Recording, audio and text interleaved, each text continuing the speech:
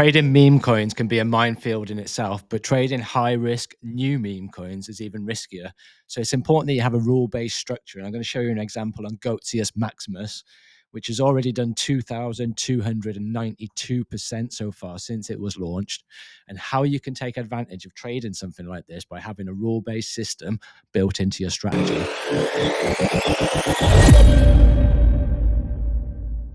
So this is a simple strategy that I built for the channel, for the community, people in the Discord group, just so you can have a rule-based system built in and understand that you can take FOMO out of your emotions. You can take the emotions out of trading. So what were the conditions that need to be met? Let me just go through them briefly. So the first thing that you need to do is identify, are you bullish? Are you bearish? Are you putting in higher highs? Are you putting in higher lows? So we can look and we can identify that we are putting in those higher lows. We are putting in those higher highs. So we're bullish, and then what you're doing is looking for pullbacks for longs and continuations. So one of the rules that needed to be built in was that you needed to be above the 200 moving average. So this is the daily chart. And one thing here, because it's a new token, I know that there's not a 200 moving average on there. So does this mean that I can't trade this? It does mean that I can't trade it. However, I can go into a shorter time frame to try and identify if there's enough price action for a 200 moving average to be built up on any of those time frames, and then we can look to see if any conditions are met on the lower time frames. So you can see on the 12 hour, there's no 200 moving average. On the 8 hour, there's no 200 moving average. On the 4 hour, we've got a 200 moving average. So we've got a 200 4-hour moving average. We're putting in higher highs, we're putting in lows, we're above the 200 moving average. That is all ticks so far. So then you go on to the next conditions. The next condition is that you need to look for a pullback.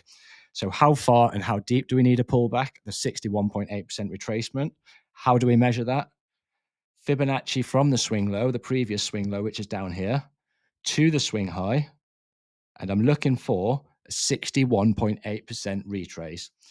So I'm looking for a 61% retrace. And what does that coincide with, guys? This gives you additional confluence. You've got the 200 4-hour moving average to fall back on at the 61.8% retracement. So if we get a little bit more of a pullback on GOAT, a little bit more of a pullback on GOAT, that's giving you the 618 confirmation. Not allowed to do anything now. The rules tell me it's got to hit the 618. So it hasn't hit the 618 yet. We know that the 618 should act as strong support because we've got the 200 4-hour moving average to hold. Then we're adding the trend line. So we're adding the trend line and you're waiting for a break. So you add your trend line on there and you're waiting for a break. Before you have the break, you need other conditions to be met. The next condition to be met is going to be you need to have come from an oversold stochastic RSI as you hit the 618. So what we want here is a little bit more of a pullback on the 618, back underneath the 30. As this comes down to touch the 200 daily moving average, then you get your confirmation, hit the 618.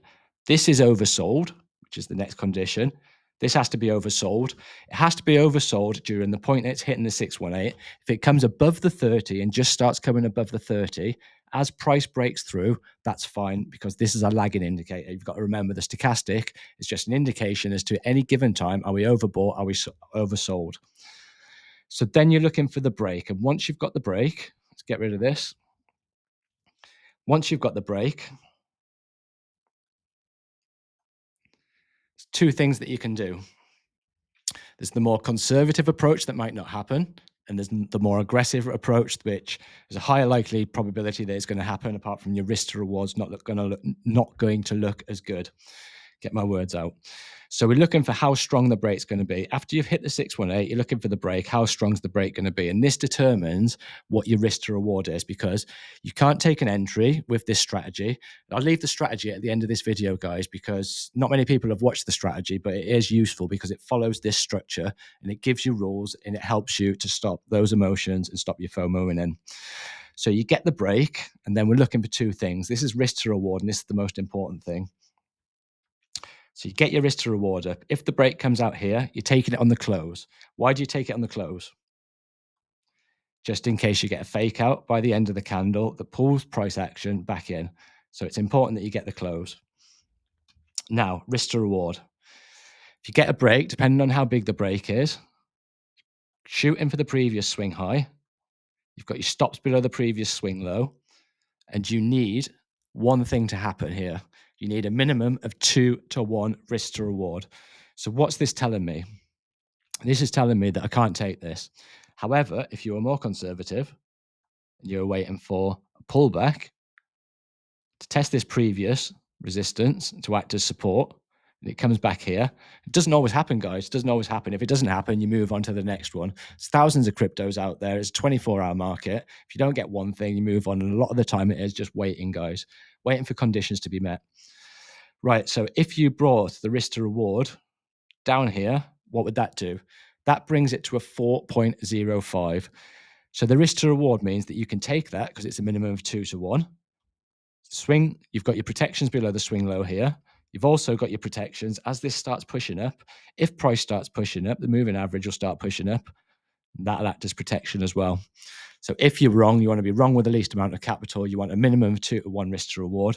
You want to be shooting for the highs. And if you're more conservative, wait for the retest. They won't happen as much, but when they do happen, your risk to reward's better and the gains are bigger. So what else could happen? It's all ifs and buts, guys. You don't need to actually predict the markets. Your conditions need to be met, and then you can take your conditions. You've got a higher probability that your conditions, once they're met, you've got a high probability that the trade's going to get hit as long as your risk to reward is more than 2-to-1. And if you've got a 50% win rate with a 2-to-1 risk to reward, that's going to be highly profitable if you can continue that going forward. So if we get a low coming down here, and then price action accumulates, then you get the breakdown here. What that does then to your risk to reward is it's come down lower, swing, your protection below the low, shooting for the previous high, 2.8 risk to reward. So even if you're not conservative and you take in the break and the close, then the risk to reward saying that that's all right. If you're coming back and retesting the previous low, bring your risk to reward down, even better if it happens 6.03. So that's how you can take advantage of something like this, guys. If I was trading GoTCS Maximus, I'd be waiting for those conditions to be met. Once those conditions to be met, as long as I've got a 2-to-1 risk to reward, you can take that, shoot for the previous high, and then protect yourself below the previous low. So if you did enjoy this video, guys, let me know in the comments what you want me to cover next, and I'll see you in the next one.